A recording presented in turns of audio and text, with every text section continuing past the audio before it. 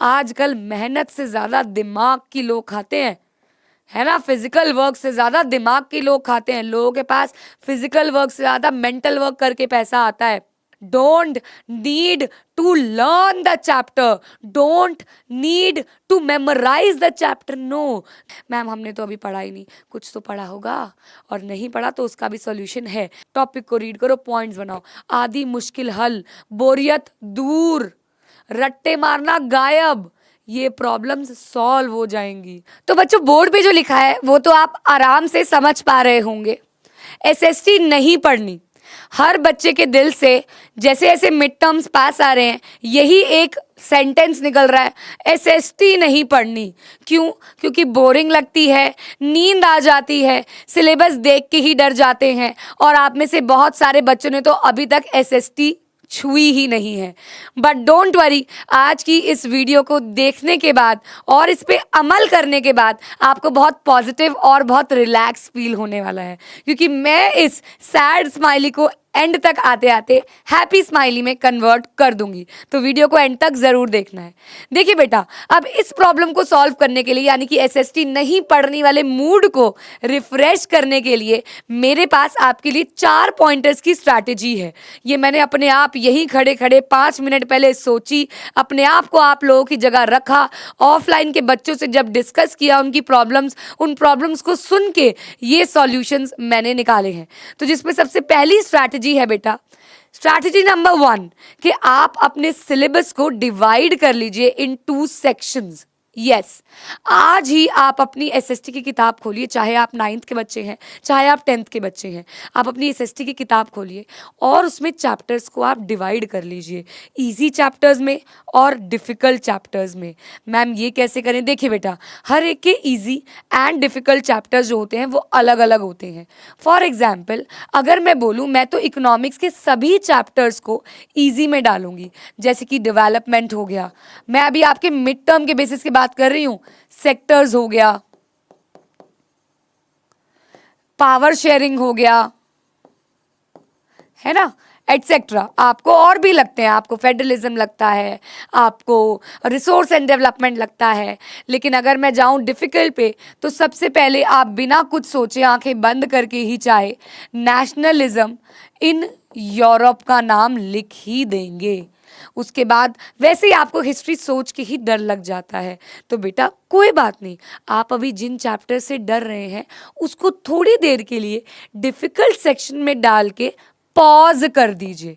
इसे छोड़ना नहीं है, इसे हमने होल्ड करके रखना है, पॉज करके रखना है कि रुक जा, अभी आएंगे। पहले आप इजी सेक्शंस को उठाइए और आज ही से, अभी से ही करना शुरू कर दीजिए, अभी से ही। क्योंकि अगर हमने ये सोचा, अरे यार अब तो सुन लिया, बड़ी मोटिवेशन से मिल गई रजाई में बैठ के, कंबल में बैठ के, लेकिन हम कल से कर लेंगे, बेकार है। अभी जाओ एसएसटी की किताब उठाओ और ये इंडेक्स वाला काम निपटा दो कि इजी चैप्टर कौन से हैं और डिफिकल्ट चैप्टर कौन से हैं। मैम हमने तो अभी पढ़ा ही नहीं। कुछ तो पढ़ा होगा, और नहीं पढ़ा तो उसका भी सॉल्यूशन है।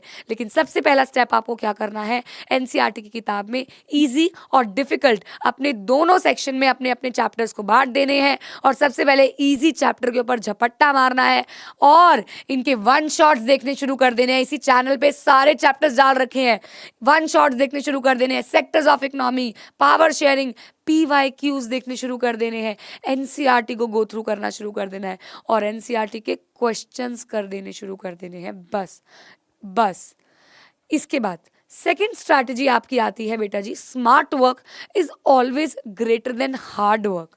हम लोग क्या करते हैं, हम लोग मेहनत करते हैं बेटा। आजकल मेहनत से ज्यादा दिमाग की लोग खाते हैं, है ना। फिजिकल वर्क से ज्यादा दिमाग की लोग खाते हैं। लोगों के पास फिजिकल वर्क से ज्यादा मेंटल वर्क करके पैसा आता है। हमें देख लो टीचिंग करके। तो बेटा जी, smart work is greater than hard work. Ma'am वो कैसे करें? स्मार्ट वर्क का मतलब होता है आप ज्यादा वेटेज वाले चैप्टर्स को कवर कीजिए। मेरे ऑफलाइन के बच्चे आए, मैम अभी मिड टर्म में 12 चैप्टर आ रहे हैं, हम 12 कैसे करें? मैंने कहा मत कर 12, 10 कर, लेकिन अच्छे से कर। 9 कर, लेकिन अच्छे से कर। तो you have to play smart play करना है आपको। कवर करने हैं 5 मार्कर्स, क्योंकि अगर आप 5 मार्कर्स को कवर कर लेते हैं तो उसी के अंदर आपके बहुत सारे 1 marker, 2 marker, 3 marker, even 4 markers भी निकल के आ जाते हैं। ऑल्सो एग्जाम्पल देती हूँ, आपने डिफिकल्ट चैप्टर में यूरोप को रखा। यूरोप में आपको पता है, मुझे पता है, मैंने अपनी हर वीडियो में, हर लाइव सेशन में आपको इसके इंपॉर्टेंट क्वेश्चन बताए हैं। वो आपको जो चैप्टर डिफिकल्ट लगते हैं उसके सिर्फ और सिर्फ इंपॉर्टेंट टॉपिक से क्वेश्चन आंसर कर जाइए। Don't need to learn the chapter, don't need to memorise the chapter, no, just learn those important points, just memorise those important topics. This is called smart work and hard work. आप लोगों को इस channel से हमने एक 80-20 rule को famous किया जो अब दुनिया अपनाती है।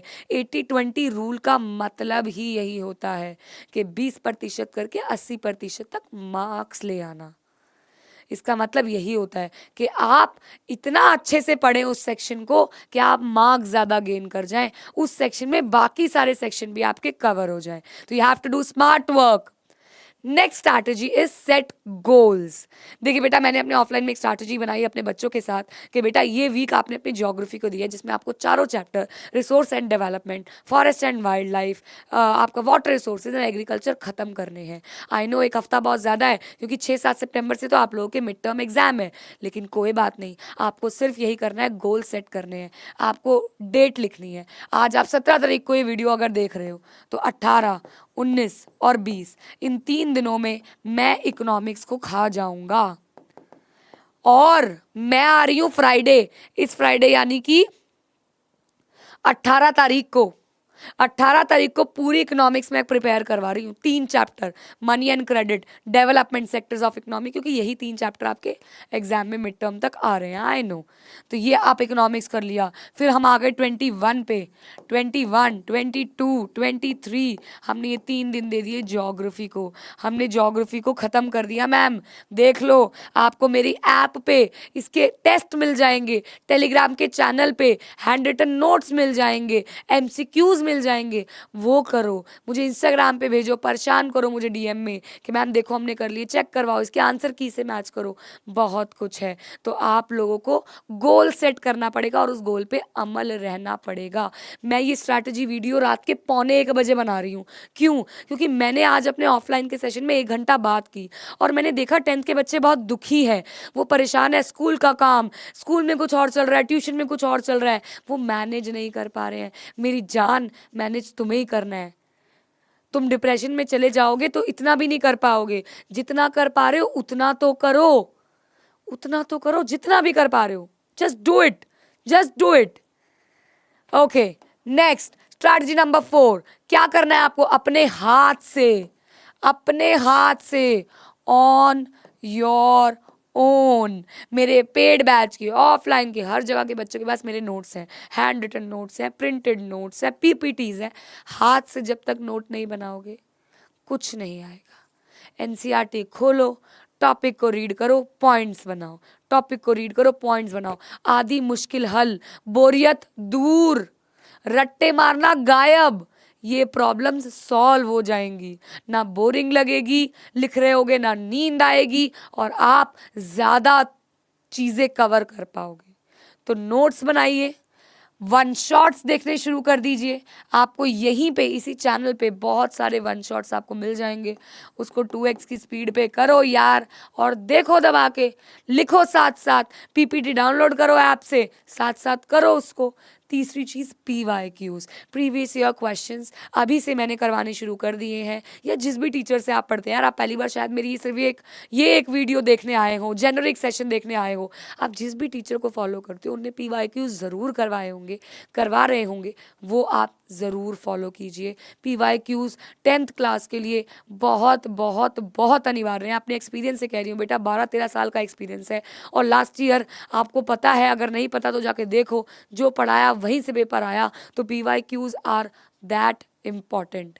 नेक्स्ट स्ट्रैटेजी तो खत्म हो गई है। ये 4 स्ट्रैटेजी मैंने आप लोगों के लिए बोली थी कि बच्चों ये 4 स्ट्रैटेजी आपको करनी है बस, क्विकली आप देख सकते हो इंडेक्स को डिवाइड कर लो इजी और डिफिकल्ट में। स्मार्ट वर्क करो, ना कि हार्ड वर्क करो। गोल्स को सेट करो और उसको पूरा करो।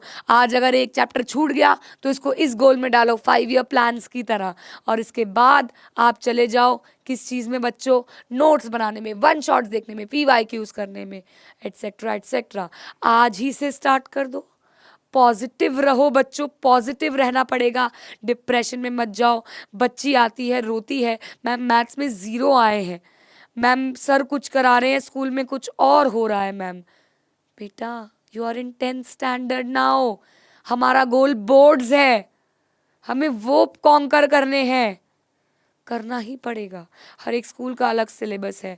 मैं आपको यही सलाह दूंगी, एटलीस्ट आपको इस मिड टर्म तक ज्योग्राफी के 4, इको के पहले 3, सिविक्स के पहले 3, हिस्ट्री के पहले 3 ये चैप्टर खत्म कर लेने चाहिए। तभी बोर्ड्स में आप, प्री बोर्ड्स तक आप पूरा सिलेबस कवर कर पाओगे। This is your only chance. आप इसके अंदर 3, 3, 6, 3, 9 और 4, 13, 12, 13 चैप्टर्स कवर कर सकते हो। नहीं होते तो मिनिमम 10 तो करके जाओ, करने ही करने हैं। Start now, stay positive. Mid terms तो हम लोग फोड़ के ही आएंगे। गुड लक बच्चों, all the very best. Reema Ghai, SST educator, आपकी हमेशा आपके साथ है। Thank you.